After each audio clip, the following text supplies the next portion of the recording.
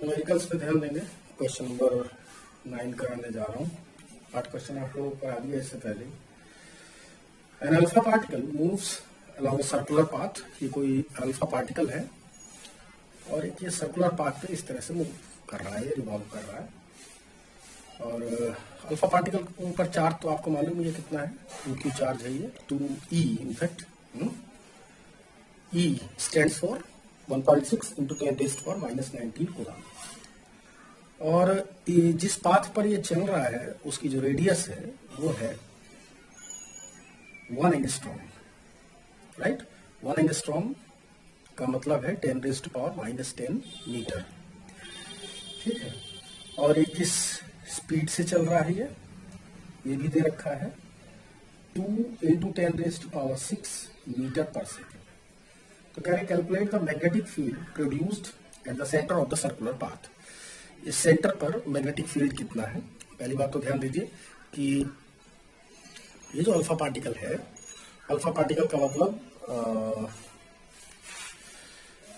Helium nucleus, यानी कि जिसके हीलियम एटम के जब दोनों इलेक्ट्रॉन जब बाहर एग्जिट कर दिए जाते हैं तो जो न्यूक्लियस बचता है उसको हम लोग अल्फा पार्टिकल बोलते हैं। ओवरऑल ये पॉजिटिव चार्ज है, कहने का मतलब ये है मेरे। ठीक है, तो पॉजिटिव चार्ज अगर ऐसे चल रहा है तो इसका मतलब इसके कॉरेस्पॉन्डेंस, अगर चार्ज अगर मूव कर रहा है, चल रहा है, तो इसका सीधा सा मतलब है कि करंट कॉरेस्पॉन्डेंस उसके फ्लो हो रही है। तो जो भी उसके कॉरेस्पॉन्डिंग जो भी करंट फ्लो हो रही है, तो करंट फ्लो होने की वजह से मैग्नेटिक फील्ड तो बनेगा ही। अब चूंकि ये करंट एक सर्कुलर पाथ पे चल रही है तो इसका मतलब ये एक रिंग बना रहा है, राइट, या एक सर्कुलर लूप बना रहा है। तो सर्कुलर लूप के लिए आपको फॉर्मूला यूज करना है। सेंटर पे जो मैग्नेटिक फील्ड होगा वो होगा B is equal to mu naught N I. अब एन की वैल्यू तो 1 है तो एन नंबर ऑफ टर्म्स उसके अंदर सिंगल 1 ही लेना है आपको। जो भी करंट फ्लो हो रही है अभी हम निकाल लेते हैं, I अपॉन 2a। a यानी कि इसकी रेडियस, फिलहाल तो यहाँ पे आर लिख रखा है तो मैं यहाँ पे आर लिख दे रहा हूँ। राइट, करंट कितनी फ्लो होगी तो I इज इक्वल टू होता है चार्ज फ्लो पर यूनिट टाइम, यही होता है ना।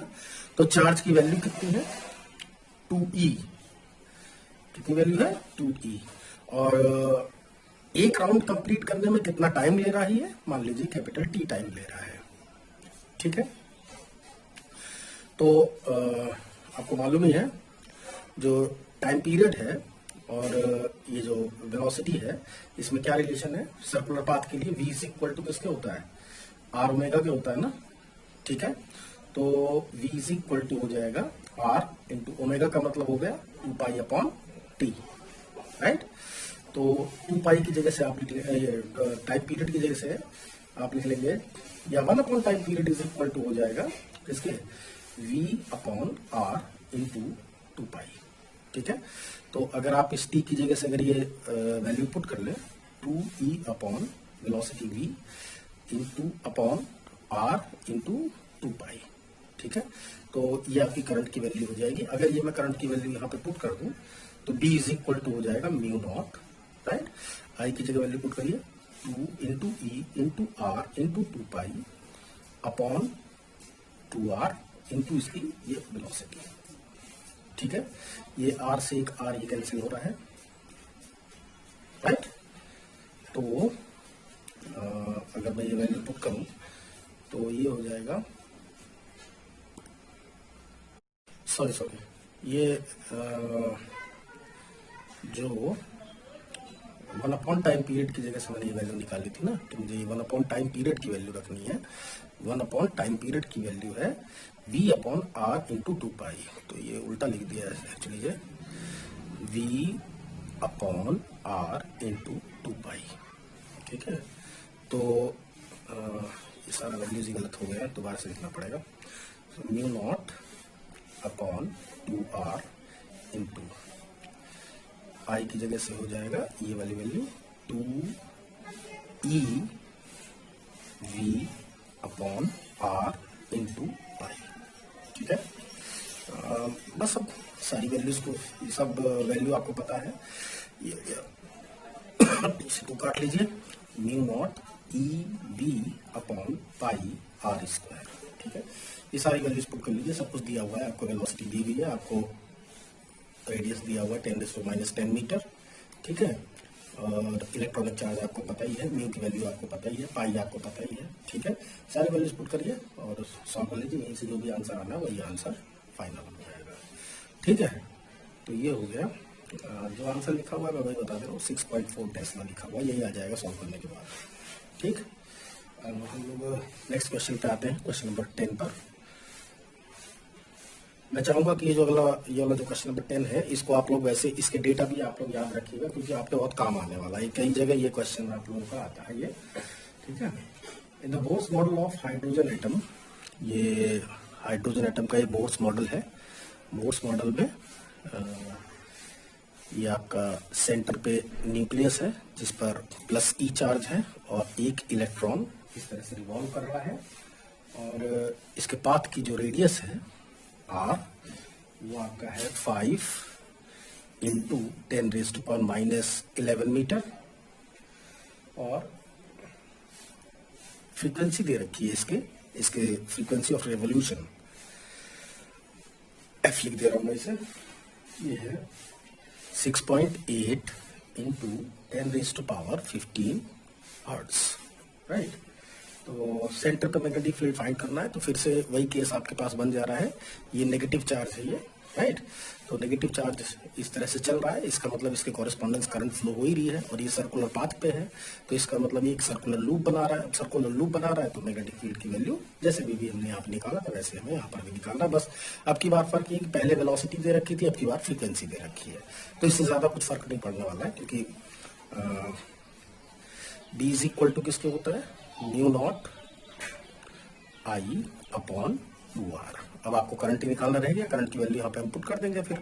तो आई इज इक्वल टू किसके होगा, चार्ज कितना फ्लो हो रहा है, स्मॉल ई, और एक राउंड कंप्लीट करने में कितना टाइम लग रहा है, वो है कैपिटल टी, राइट ना, क्यू अपॉन टी होता है ना, चार्ज फ्लो पर यूनिट टाइम, राइट।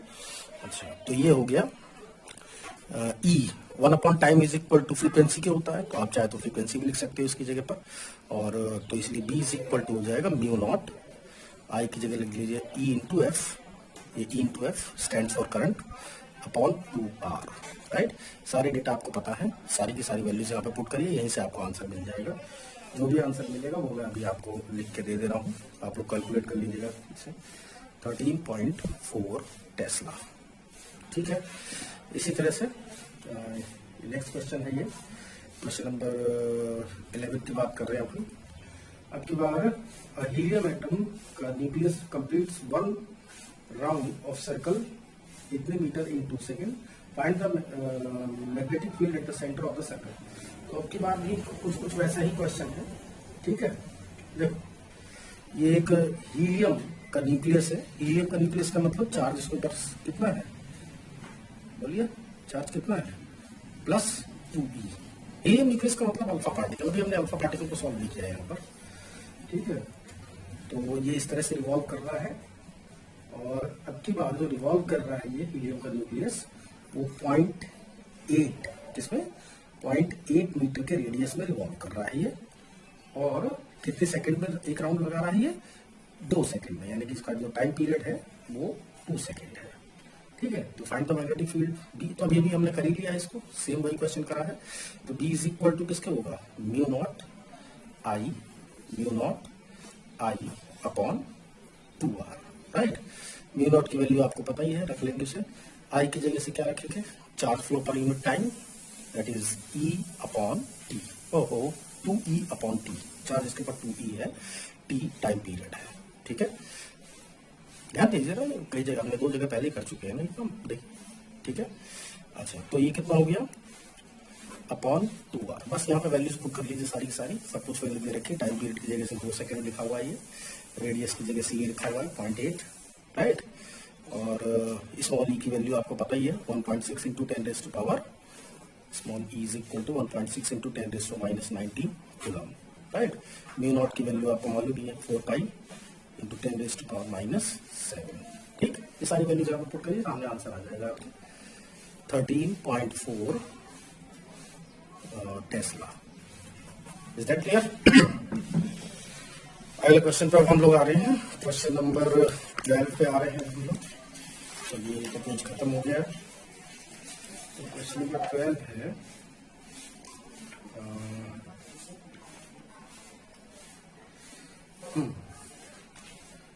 ध्यान दीजिए, ये नीट का क्वेश्चन है, इनफैक्ट 2016 का है ये। पता नहीं कौन सा क्वेश्चन नंबर डालना था, क्वेश्चन नंबर 12 डालना है। ध्यान दीजिए, ये कह रहे हैं कि a long wire carries a steady current is bent into a circular loop of 1 turn। अच्छा, ये कोई हमारे पास वायर है और इस वायर को मैंने बेंड करके क्या कर दिया, एक मैंने सर्कुलर लूप बना दिया सिंगल टर्न का, राइट। तो ये कह रहे हैं इस कंडीशन में करंट जो पहले जैसे फ्लो हो रही थी वैसे अभी भी फ्लो हो रही है, ही करंट फ्लो हो रही है। तो जो सेंटर पे जो इसका मैग्नेटिक फील्ड है वो कह रहे हैं बी है, राइट ना। तो बी इज इक्वल टू आएगा कितना, वैसे तुम्हें बता दो, बी इज इक्वल टू हो जाएगा म्यू नॉट आई अपॉन 2, जो भी रेडियस आ रही है ए, ठीक है ना। अब ए की वैल्यू को तो आप पुट करना बड़े आसानी से जानते हैं, क्योंकि जो भी इस वायर की लेंथ है, जो भी इस वायर की लेंथ है, मान लीजिए लेंथ इसकी एल है, ठीक है, वही इस समय पे इसका सर्कमफ्रेंस है। तो इसका मतलब जो लेंथ एल है वही 2 पाई ए है। तो ए इज इक्वल टू किसके है, एल अपॉन 2 पाई। तो चाहो तो आप ये वैल्यू यहाँ पे पुट कर लीजिए। तो बी इज इक्वल टू हो जाएगा mu naught I upon 2 L upon 2 पाई। ये 2 से 2 कैंसिल हो गया और ये जो बी आया mu naught pi I by L, ठीक है, यहाँ तक तो कोई दिक्कत नहीं है।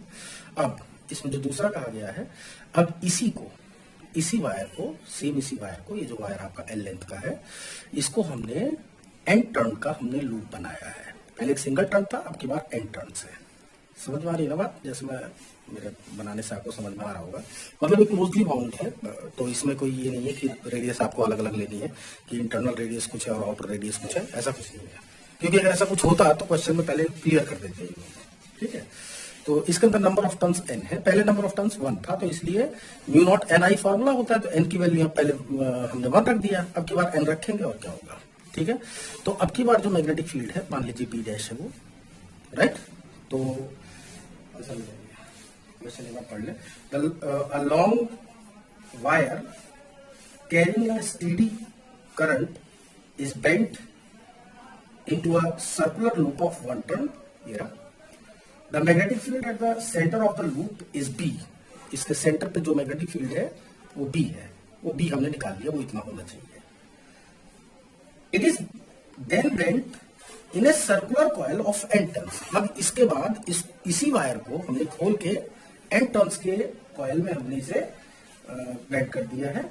The magnetic field at the center of this coil of n turns will be. अब कह रहे हैं कि इसका जो मैग्नेटिक फील्ड है वो कितना होगा, तो इसके बिहाफ पे पूछा है। तो 4 ऑप्शन दे रखे हैं, 4 ऑप्शन में से जो भी सही होगा वो अपनी हम कैलकुलेट कर लेंगे। तो बताएं बी डैश की वैल्यू कितनी है, म्यू नॉट है ना, नंबर ऑफ टर्न्स n है, करंट वैसी फ्लो हो रही है जैसे पहले फ्लो हो रही है आई, राइट, अपॉन 2a। 2 अब की बार रेडियस इसकी कुछ और होगी, ऑब्वियस सी बात है a डैश होगी, मान लीजिए ए डैश है, राइट। तो अब की बार अगर आपको इसकी वैल्यू निकालनी हो तो अब की बार ध्यान दीजिए, पहले जो लेंथ था एल वो किसके इक्वल था, इसके सर्कमफ्रेंस के इक्वल। अब की बार भी ये सर्कमफ्रेंस के इक्वल है, लेकिन सर्कमफ्रेंस ही कई बार मल्टीप्लाई हो रहा है, यानी n टाइम मल्टीप्लाई हो रहा है। तो कहने का मतलब ये हो गया जो लेंथ एल है वो n times of 2 pi A dash की इक्वल। 2 पाई ए डैश क्या है, इसका सर्कमफ्रेंस है एक सिंगल टर्न का। तो n टर्न्स का टोटल कितना हुआ, मल्टीप्लाइड बाई n। तो यही तो वायर की लेंथ हो जाएगी ना, क्योंकि इसी वायर से तो बनाया है आपने, ठीक है।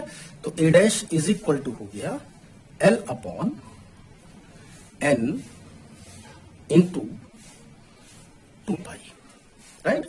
तो जरा a डैश की वैल्यू पुट करिए, तो b dash is equal to हो जाएगा mu naught N I upon 2 into l upon n into 2 pi, right. ये 2 से 2 कैंसिल हो रहा है और ये आ गया p dash is equal to n square time of mu naught pi I by l. और वैसे ये वैल्यू जो किसकी इक्वल है, ये जो इसका जो मैग्नेटिक फील्ड था b, तो ये हो गया n स्क्वायर टाइम ऑफ, तो ये वाला जो भी ऑप्शन आएगा उसको आपको टिक कर देना, यानी कि पहले से n square time magnetic field यहाँ पर इंक्रीज हो जाएगा, ठीक है। नेक्स्ट क्वेश्चन पे आएंगे हम लोग, क्वेश्चन नंबर 13 पर। Two identical wires A and B, each of length L, carries the same current I. Wire A is bent into a circle of radius R, and wire B is bent to a form of square of side A. अच्छा, एक मेरे पास wire है, इस wire की length L है, ध्यान दीजिएगा, और इस वायर को, मतलब दो वायर है, दोनों की वायर सेम है, दोनों में सेम करंट फ्लो हो रही है, ठीक है। इस वायर का नाम है ए, इस वायर का नाम है बी। वायर ए को मैंने एक सर्कल के फॉर्म में ले आया हूं मैं, और ये सर्कल की जो रेडियस है मान लीजिए ए आ रही है, ठीक, तो करंट पहले की तरह फ्लो हो रही है। और जो वायर बी है, इसको मैंने एक रेक्टेंगुलर शेप दिया, क्या कौन सा शेप दिया है, स्क्वायर शेप दिया है, ठीक है। तो कह रहे हैं कि अगर इस कंडीशन में सेंटर पर मैग्नेटिक फील्ड कितना है, बी ए है, और इस कंडीशन में सेंटर पर मैग्नेटिक फील्ड कितना है, बी बी है, कितना है, बी बी। ध्यान से देख लीजिए, थोड़ा पास में करके लिख दे रहा हूँ, ठीक है ना, सही दिख रहा है, ठीक है। तो ये कह रहे हैं कि बी ए और बी बी का रेशियो आपको फाइंड करना है, तो कोई दिक्कत नहीं है, सिंपल सा क्वेश्चन है ये। तो b a is equal to हो जाएगा म्यू नॉट, अब एक सर्कुलर लूप की फॉर्म में है, तो म्यू नॉट आई, करंट वैसी की वैसी फ्लो हो रही है, अपॉन 2a। हाँ, ए की वैल्यू इस, ये जो लेंथ है वो इसके सर्कमफ्रेंस के इक्वल है। अभी भी मैंने इसको ये काम किया है, देखो इससे पहले वाले क्वेश्चन में यही काम करना पड़ा। ए की वैल्यू l अपॉन 2 पाई आ रही है, तो b a is equal to हो जाएगा इसके l म्यू नॉट, या फाइनल यही आंसर ही मिल जाएगा आपको, तो mu naught pi I by l, ठीक है। जबकि इस वाले कंडीशन की अगर मैं बात करूं, तो अब ये फाइनाइट लेंथ का एक वायर है, इसमें इस तरह से करंट फ्लो हो रही है, वही सेम करंट आई है ना। तो किसी एक फाइनाइट लेंथ की वजह से यहां पर सेंटर पर आप मैग्नेटिक फील्ड फाइंड कर लीजिए, उसका 4 टाइम कर दीजिएगा। तो मैं ध्यान से देखेंगे जरा, ये ऐसे है, ये पहले तो इसकी टोटल लेंथ थी, अब ये लेंथ कितनी हो गई, l/4 ये हो गई है, l/4 ये हो गई है, l/4 ये हो गई है, और l/4 ये हो गई है, ठीक है। तो जो मैग्नेटिक फील्ड अब आएगा इसका, इसकी वजह से सेंटर पर जो मैग्नेटिक फील्ड आ रहा है सिर्फ इसकी वजह से, वो b a b b is equal to हो जाएगा mu naught upon 4 pi I by r, r that is ये परपेंडिकुलर डिस्टेंस है ना, वो अगर ये टोटल अगर l/4 है तो ये कितना होगा, l/8, राइट ना, इनटू ये कितना एंगल बना रहा है, ये φ1 और φ2, ये φ1 और ये φ2, तो φ1 और φ2 की वैल्यू कितनी है, 45 डिग्री है ना, साइन 45 प्लस साइन 45, साइन 45 की वैल्यू कितनी हो जाएगी, 1/2, और इसकी भी वैल्यू 1/2। तो ये ओवरऑल जो हमारा सॉल्व होकर आ जाएगा वो हो जाएगा mu naught upon 4 pi 8 I by L, इससे तो 2 टाइम कट ही रहा है, ये हो जाएगा कितना, 2 अपॉन √2, 1 अपॉन √2 ये, 1 अपॉन √2 ये, तो 2 अपॉन √2 हो गया। अब ध्यान से देखिए, अगर एक वायर की वजह से अगर मैग्नेटिक फील्ड इतना है, तो चारों वायर की वजह से सेम उतना ही आ रहा होगा, तो टोटल मैग्नेटिक फील्ड 4 टाइम हो जाएगा ना इसका, तो इसको 4 टाइम कर दे रहा हूं, ठीक है। तो बस इसको और इसको दोनों को डिवाइड कर लीजिए, बी ए अपॉन बी बी की वैल्यू इसने पूछी है, सारी सारी टर्म आपकी कट रही है, बस क्या बच रहा है, पाई आपको ऊपर चला, पाई स्क्वायर हो गया, और 2 2 सा 4 2 सा 8, तो ये आ जाएगा 8 √2 आ जाना चाहिए, बाकी आप चेक कर लीजिएगा, यही आंसर आ जाना चाहिए इसका, ठीक है ना, बात समझ में आ गई, नहीं इसे इसके काट लीजिए ना, √2 टाइम कैंसिल हो जाएगा, 4 2 सा 8, तो 8 √2 यही हो गया, तो आगे यही आंसर आ जाएगा, ठीक है। अच्छा, नेक्स्ट क्वेश्चन पे आएंगे अब आप लोग, ध्यान दीजिएगा, नेक्स्ट क्वेश्चन पे हम बात कर रहे हैं, क्वेश्चन नंबर 14 की। तो हमारे पास एक स्पाइरल सर्कुलर एक शेप है ये, जिसमें आई करंट फ्लो हो रही है ऐसे, राइट। अब इसकी जो इंटरनल रेडियस है और जो आउटर रेडियस है वो है रेस्पेक्टिवली ए और बी। ठीक, मतलब अभी तक जो हमने क्वेश्चन किया है, एक सिंगल कॉइल है, इसकी वजह से सेंटर पे हमने मैग्नेटिक फील्ड निकाला था, B is equal to mu naught I upon 2a, right. लेकिन अगर इसके अंदर अगर नंबर ऑफ टर्न्स अगर इसके अंदर n है और वो n इतना ज्यादा ना हो कि इसकी इंटरनल रेडियस और आउटर रेडियस आपकी चेंज हो जाए, तो ऐसे कंडीशन में जो फार्मूला बनेगा वो B is equal to mu naught N I upon 2a, ये बन जाता है। लेकिन अब की बार क्या कर रखा है हमने, अब की बार इसको एक क्लोजली बाउंड, ये हमारे पास कॉपर का वायर है, कॉपर का इंसुलेटेड वायर जिससे पंखे वगैरह की वाइंडिंग की जाती है, और इसको बिल्कुल पास पास में इस तरह से करके हमने XY प्लेन में, यानी ये XY प्लेन है, XY प्लेन में हमने क्या करा है, इस स्पाइरल शेप को हमने बनाया है। ठीक है, तो इसकी वजह से हमें सेंटर पर मैग्नेटिक फील्ड हमें फाइंड करना है, जिसकी इंटरनल रेडियस स्मॉल a और आउटर रेडियस स्मॉल b है। अब देखो इसका कैलकुलेशन थोड़ा सा बड़ा मुश्किल काम है, तो इस फिगर से नहीं हो पाएगा, तो मैं इस फिगर को थोड़ा यहाँ पे मैं अलग से बना दे रहा हूँ कि ये इसकी इंटरनल रेडियस a और ये है इसकी आउटर रेडियस b, ठीक है ना, और ये इसके अंदर इस तरह से वाइंडिंग हो रही है ऐसे स्पाइरल शेप में। ठीक है, और सेंटर से आर रेडियस का मैंने, आर रेडियस पर मैंने ये डी आर थिकनेस लिया है, डी आर थिकनेस का एक मैंने रिंग बनाया है। मतलब डी आर थिकनेस बहुत छोटा सा है, इतना छोटा है कि आप इसको एक सिंगल कॉइल की तरह आप, या सिंगल टर्न की तरह आप एक तरह से इसको यूज कर सकते हो, या जो भी नंबर ऑफ टर्न्स है आप ये फॉर्मूला कम से कम अप्लाई करने के लायक रहोगे। ठीक है, तो सिर्फ इसकी वजह से इसके अंदर जो भी नंबर ऑफ टर्न्स हैं, सिर्फ इसकी वजह से सेंटर पे आपका मैग्नेटिक फील्ड कितना होगा वो हम निकालेंगे अभी, और फिर उसके बाद हम इसे इंटीग्रेट कर लेंगे, इस रेडियस आर को इंटीग्रेट कर लेंगे फ्रॉम ए टू बी, तो हमारे पास टोटल रिजल्ट हमारे पास आ जाएगा। तो जरा ध्यान दीजिए, इसके अंदर जो नंबर ऑफ टर्न्स है पर यूनिट थिकनेस वो कितनी है, नंबर ऑफ टर्न्स लिख दूं मैं पहले, number of turns per unit thickness, तो टोटल नंबर ऑफ टर्न्स कितने हैं इसमें, कैपिटल N, ये लिखा हुआ है क्वेश्चन में, डिवाइडेड बाय टोटल थिकनेस कितनी है इसकी, A इतनी है, दैट इज B में से, इस B में से आप A को सब्ट्रैक्ट करिए तो टोटल थिकनेस आपको पता लग जाएगी, B माइनस A। ठीक है, तो number of turns per unit thickness आपको पता लग गया। अच्छा, अब आप ये बताइए कि इसके अंदर कितने नंबर ऑफ टर्न्स बैठ रहे हैं। तो एक बात बताएं, अगर यूनिट थिकनेस पे अगर नंबर ऑफ टर्न्स इतने हैं तो इस dr थिकनेस पे कितने होंगे, इतने छोटे से इस dr थिकनेस पर नंबर ऑफ टर्न्स कितने होंगे, है ना। तो नंबर ऑफ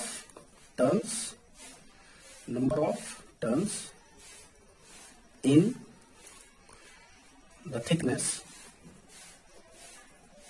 dr कितना होगा, वो dn इज इक्वल टू होगा n अपॉन b माइनस ए इंटू डी आर।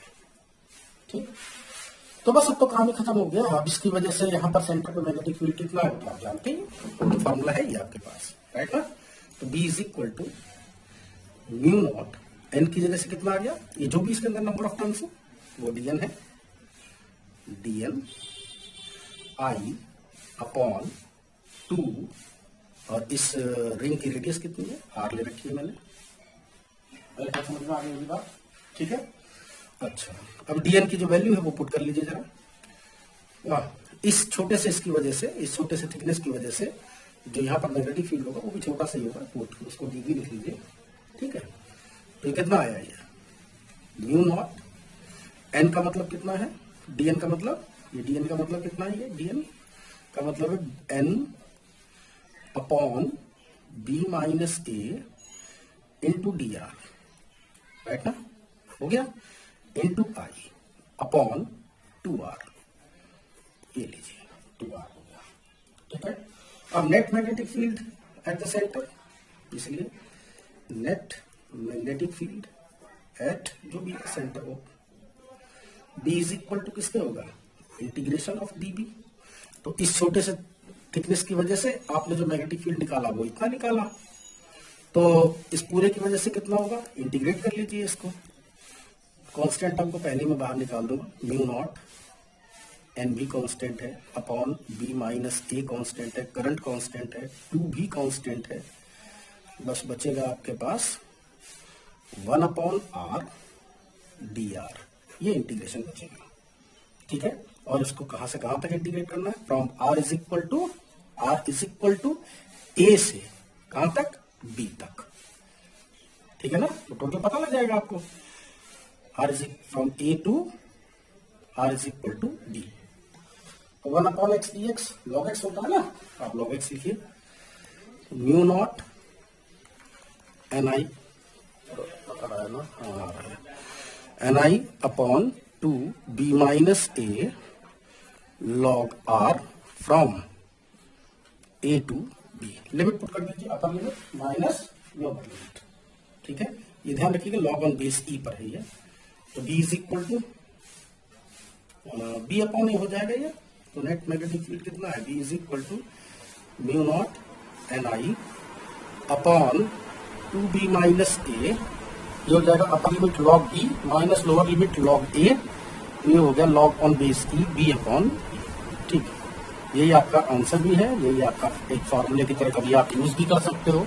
ठीक है, क्योंकि एप्लीकेशन तो सारे नहीं है आप लोगों के सिलेबस में, लेकिन जब वो IIT वगैरह या मेडिकल का जब एग्जाम लेते हैं तो बहुत सारी चीजें आपके अंदर वो चेक करते हैं, तो उसी का ये एक नमूना है ये क्वेश्चन। ये ध्यान दीजिएगा, ये हमारे पास एक सर्कुलर डिस्क है, क्वेश्चन नंबर 15 की बात कर रहा हूँ।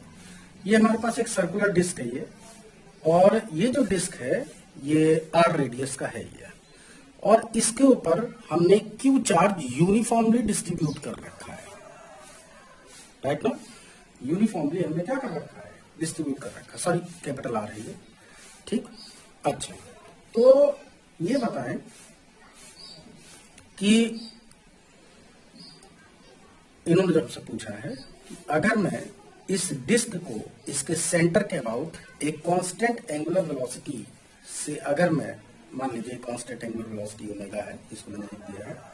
ठीक है, नहीं नहीं लीजिए, मान नहीं सकता हूं मैं, जो क्वेश्चन में डेटा दिया रहता है केवल आंसर उसी की टर्म में आना चाहिए, तो ओमेगा दिया होना चाहिए, अदरवाइज क्वेश्चन अगर ओमेगा की फॉर्म में अगर आ गया, अगर आंसर आ गया तो वो माना नहीं जाएगा। ठीक है ना, तो वैसे भी इन्होंने ओमेगा से कोई मतलब नहीं है इसका, चलो ठीक है, मैंने ओमेगा को कांस्टेंट मान लिया, क्योंकि इन्होंने जो चार जो ऑप्शन दिए हैं वो ग्राफ की फॉर्म में दे रखा है। तो पूछ रहे हैं कि मैग्नेटिक फील्ड सेंटर पर जो मैग्नेटिक फील्ड है वो आर के एस्पेक्ट में किस तरह से वो वेरी करेगा। ठीक है, तो ये इसके 4 ग्राफ दे रखे हैं इन्होंने हमें, तो मैं चारों ग्राफ बना देता हूं। एक ग्राफ आपका ऐसा है, ठीक है, मैग्नेटिक फील्ड वर्सेस आर, एक का कर्व ऐसा दे रखा है ये, रेक्टेंगुलर हाइपरबोला है ये, और एक कर्व दे रखा है हमें ऐसे, इस टाइप से, एक कर्व दे रखा है हमें ऐसे, और एक कर्व हमें दे रखा है कुछ इस तरह से। ठीक है, सब ये बी वर्सेस आर का ही कर्व है, तो हमें चेक करना है कि इन चारों में से कौन सा कर्व हमारा सही आएगा। तो एक तरह से ये कर्व तो खैर एक छोटी सी चीज है, लेकिन बिना डेरिवेशन करे इसका कुछ होने वाला है नहीं। ठीक है, तो मैं एक काम करता हूं, इसके सेंटर से देखो, ध्यान रखिएगा, ये टोटल चार्ज इसके ऊपर क्यू है, इसके ऊपर टोटल चार्ज क्यू है और यूनिफॉर्मली डिस्ट्रीब्यूटेड है वो। ठीक है, तो मैं इससे एक्स डिस्टेंस पर, कितना एक्स डिस्टेंस पर, एक में ये छोटा सा एक स्टिप काट रहा हूं डी एक्स का। ध्यान से देखिए, पहले मैं जरा इसका ये कंप्लीट कर लूं ऐसे,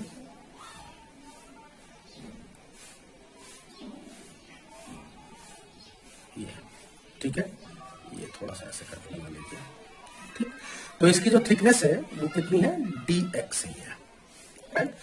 आप जो सेंटर पे जो मैग्नेटिक फील्ड निकालेंगे, ठीक है, वो सिर्फ इस छोटे से स्टिप की वजह से निकालेंगे, एक तरह से रिंग बन जाएगा आपके लिए, राइट। तो इस रिंग पर जो मैग्नेटिक इस रिंग की वजह से सेंटर पर जो भी मैग्नेटिक फील्ड होगा उसको मुझे इंटीग्रेट करना है from x is equal to 0 to x is equal to r, जैसा भी हमने पिछले वाले क्वेश्चन में किया था। ठीक है, तो जरा ध्यान दीजिए, इसकी जो सरफेस चार्ज डेंसिटी है सिग्मा, वो होगा टोटल चार्ज इसके ऊपर कितना है, q है, अपॉन टोटल सरफेस एरिया कितना है इसका, वो है पाई r स्क्वायर। बस समझ में आ गए। अब ये जो भी है वो एक कांस्टेंट है, जो भी है वो कितना है, कांस्टेंट है। तो इस छोटे से स्टिप पर मान लीजिए टोटल अमाउंट ऑफ चार्ज कितना है, dq है, right.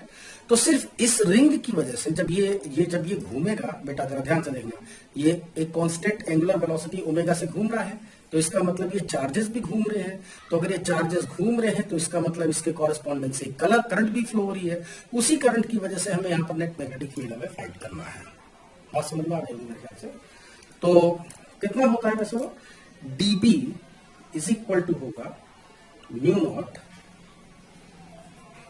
dB is equal to होगा म्यू नॉट I बाय 2, सिर्फ इसकी वजह से।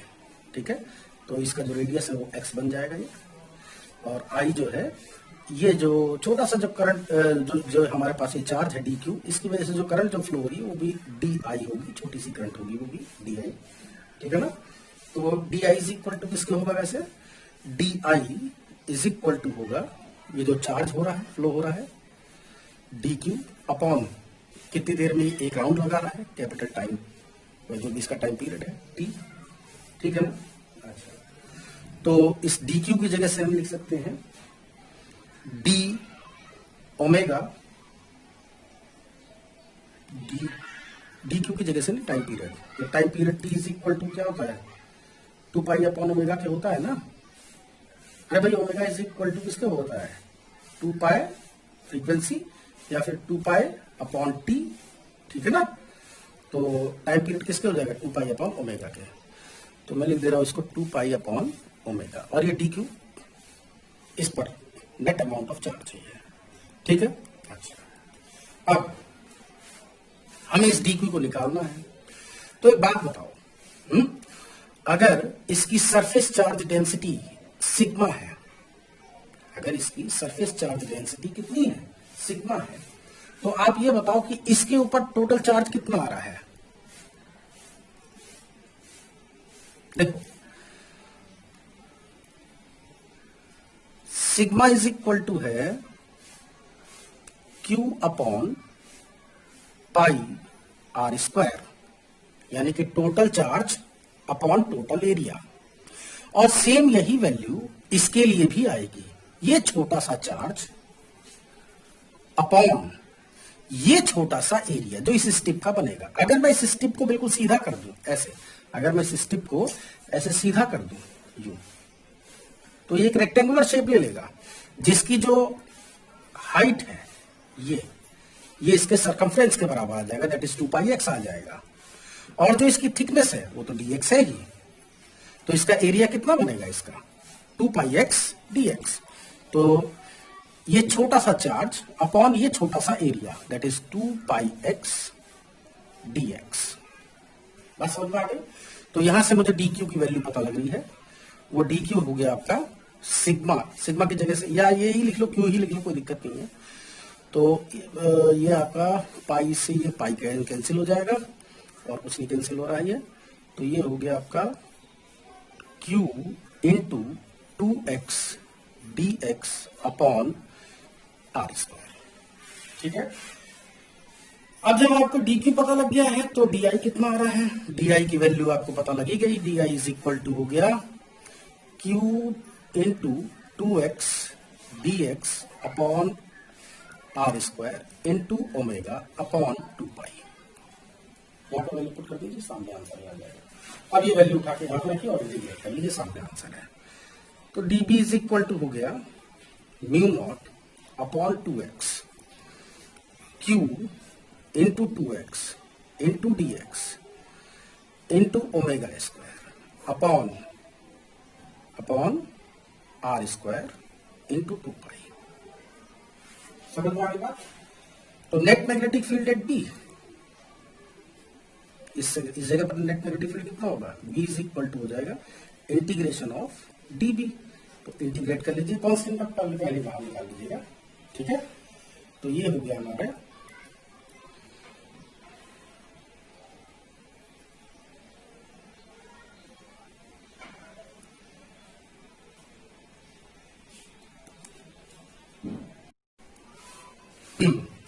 ध्यान दीजिएगा जरा। हाँ, ये 2 से 2 कट गया है, x से ये x कट गया है, और जो भी टर्म्स बची हुई हैं वो ये बची हुई हैं, ठीक है। और इनटू इंटीग्रेशन ऑफ dx बच रहा है, और इसको हमें इंटीग्रेट करना है from x is equal to 0 to x is equal to r, right ना, ठीक है। शायद कुछ गड़बड़ लग रही है, सिर्फ ओमेगा था ना ये, तो ये ओमेगा स्क्वायर कहाँ से लिख दिया मैंने, इसको काटिए, इसको ओमेगा स्क्वायर नहीं रहेगा, सिर्फ ओमेगा रहेगा, ये भी ओमेगा, ये भी सिर्फ ओमेगा, ठीक है। तो b इज इक्वल टू किसके आया, mu naught q omega upon 2 पाई r स्क्वायर, ठीक है। और 1 dx का x हो जाएगा फ्रॉम 0 टू r, लिमिट रख देंगे हम ये, तो ये आ जाएगा, सिर्फ इतना हिस्सा ये आ जाएगा r माइनस 0, ठीक। एक r से ये एक r कैंसिल हो जाएगा, और हमारे पास जो फाइनल आंसर आएगा वो b इज इक्वल टू आ जाएगा mu not q omega upon 2 pi r। ये लीजिए, एक फॉर्मूला भी है, कभी फ्यूचर में कभी कोई ऐसा क्वेश्चन आ जाए तो इस फॉर्मूले के अंदर वैल्यू पुट करके आप आंसर भी सीधे निकाल सकते हैं। हम फिलहाल यहाँ पर इसे 4 जो ग्राफ दे रखे हैं इनमें से कौन सा सही है वो देख लेते हैं। तो ध्यान दीजिएगा जरा, b और वर्सेस r, तो इसका जरा कर्व बनाएंगे हम, b into r is equal to mu square q omega upon 2 pi. b ले रखा है हमने y एक्सिस पर, इसको ले रखा है हमने x एक्सिस पर, और ये पूरा का पूरा टर्म कांस्टेंट है। तो x y is equal to constant का टर्म क्या होता है, x y is equal to constant is equal to किसके होता है, वो रेक्टेंगुलर हाइपरबोला होता है। तो इन चारों में रेक्टेंगुलर हाइपरबोला कौन है, ये है, ठीक है। तो ऑप्शन, ये वाला ऑप्शन आपका सही हो जाएगा इसमें। हालांकि ये भले ही ऑप्शन इस तरह से ग्राफिकली दे रखा हो, लेकिन डेरिवेशन और ये जो फॉर्मूला है वो फ्यूचर के लिए भी आपके लिए इंपॉर्टेंट है, अच्छा फॉर्मूला है, ठीक है।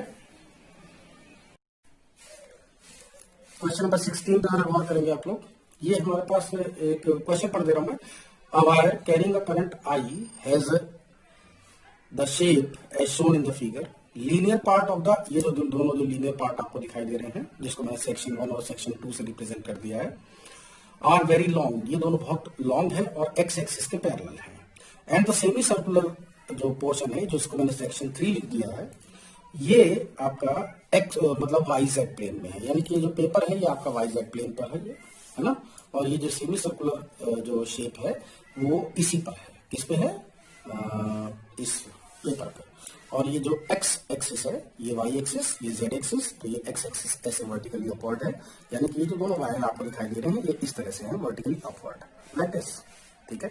3 डायमेंशनल शेप है ये, लेकिन थोड़ा सा अगर ध्यान से ना पढ़े क्वेश्चन तो गलत आंसर भी आप लोग लिख सकते हैं इसमें, ठीक है। तो इस पॉइंट ओ पर आपको नेट नेगेटिव फील्ड फाइंड करना है। तो मैं इससे पहले कि मैं आपको ये इस पर आऊँ, मैं जरा कुछ चीज़ आपको याद दिला दूँ। मान लीजिए आपके पास ये फाइनाइट लेंथ का वायर है ये, और इससे आर डिस्टेंस पर, वैसे एक्चुअली आर ही डिस्टेंस पर निकालना भी है आपको, ये आर डिस्टेंस पर अगर आपको ये मैग्नेटिक फील्ड फाइंड करना है, जो कि इसके टॉप से और इसके बॉटम से φ1 और φ2 डिग्री का एंगल बना रहा है, तो इसका जो आंसर आएगा वो आएगा mu naught upon 4 pi I by are sine φ1 plus sine φ2, ठीक है। लेकिन चूंकि ये इनफाइनाइटली लॉन्ग वायर है, ये क्या है, ये इनफाइनाइटली लॉन्ग वायर है, और आपको इसके बिल्कुल कॉर्नर पे यहाँ पर मैग्नेटिक फील्ड फाइंड करना है। तो इसका मतलब ये जो φ2 आपको दिखाई दे रहा है, ये आपका φ2 0 डिग्री पे है। ध्यान दीजिएगा, इस परपेंडिकुलर से इस कॉर्नर का जो इस कॉर्नर से जो ये एंगल बनेगा, इसको φ2 बोलते हैं। तो इस परपेंडिकुलर का ये जो परपेंडिकुलर है ये इसी कॉर्नर पे है, तो इसका मतलब ये हो गया कि जो φ2 की वैल्यू है वो है 0। φ2 की वैल्यू कितनी है, 0 है, राइट ना। तो फाई टू की वैल्यू आपको 0 पुट करनी है यहाँ पर। और फाई वन कितना है, फाई वन ये चूंकि इनफाइनाइटली लॉन्ग वायर है, राइट। तो जो फाई वन की जो वैल्यू है, ये इनफाइनाइटली लॉन्ग वायर है, तो जो फाई वन है वो इनफाइनाइट पे पहुंच के 90 डिग्री का बन जाएगा, यानी कि जो साइन फाई वन है वो है 90 डिग्री। तो ओवर जो मैग्नेटिक फील्ड आएगा वो आएगा b is equal to mu naught upon 4 pi I by are sine 90 plus sine 0। Sine 0 की वैल्यू 0 होगी, साइन 90 की वैल्यू 1 होगी, यानी कि ओवरऑल जो आंसर आएगा वो ये आएगा।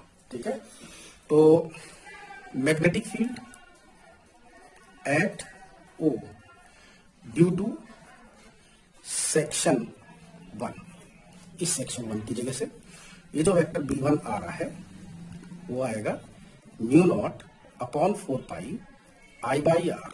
डायरेक्शन और देख लेते हैं, क्योंकि डायरेक्शन में आप आई जे को रिप्रेजेंट कर लीजिएगा। तो ध्यान दीजिएगा, ये इस तरह से वायर है, ये करंट नीचे की तरफ फ्लो हो रही है, तो आप अपने अंगूठे को नीचे की तरफ रखेंगे ऐसे, ये लाइक दिस, ध्यान से देखिएगा ऐसे। ठीक है, तो जो उंगलियों का घुमाव है वो कैसे जा रहा है, वो ऐसे जा रहा है ना, यूं। ठीक है, और इस जगह पर जब आप टेंजेंट लाइन ड्रॉ करोगे तो किधर की तरफ आएगा, वो नीचे की तरफ। तो नीचे की तरफ जो ये आएगा आपका क्या बोलते हैं इसे, टेंजेंट लाइन की जो डायरेक्शन आएगी वो अलोंग माइनस जेड डायरेक्शन आएगी। तो माइनस जेड का मतलब क्या हो गया, यूनिट वेक्टर के फॉर्म में लिखेंगे तो के, यानी माइनस के कैप। ठीक है, इसी तरह से magnetic field at o due to section 2, ये जो सेक्शन 2 है इसकी वजह से, ये देखिए सेक्शन 2 ऐसे है, इसमें करंट इस तरह से बाहर की तरफ जा रही है। तो जब मैं ऐसे पकड़ूंगा, ध्यान दीजिएगा ऐसे, ठीक है ना, तो उंगलियों को घुमाओ मेरा ऐसे जाएगा इस तरह से। तो जब मैं यहाँ पर जब ऐसे जाएगा, तो जब मैं यहाँ पर टेंजेंट लाइन जब ड्रॉ करूंगा तो वो भी कैसे जाएगा, वो भी अलोंग माइनस के ही जाएगा, नीचे की तरफ ही जाएगा। तो वैल्यू तो यही रहेगी क्योंकि डिस्टेंस तो आ रही है, सेम यही चीज बन जाएगा उसमें भी। तो B2 इज इक्वल टू हो गया mu naught upon 4 pi I by are into minus k cap. ठीक है, अब आ जाइए सेक्शन 3 की वजह से। नाउ ड्यू टू सेक्शन 3, तो ये सेमी सर्कुलर लूप है, तो आपको समझ में आ ही गया होगा। B3 इज इक्वल टू, इसमें हम कैसे पकड़ेंगे, ऐसे ऐसे करिए, ठीक है ना। इसे करंट की डायरेक्शन में अपनी उंगली को कर्ल करिए, तो अंगूठा किधर की तरफ जा रहा है, अलोंग माइनस एक्स मतलब माइनस आई, राइट ना। ये एक्स ऐसे है ना, इधर की तरफ बाहर की तरफ, तो एक्स कैसा होगा, नीचे की तरफ होगा। तो ये B3 हो जाएगा आपका mu naught upon 4 pi, mu naught upon 4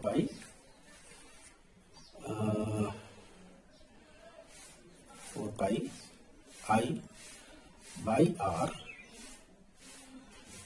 mu naught upon 4 pi I by are into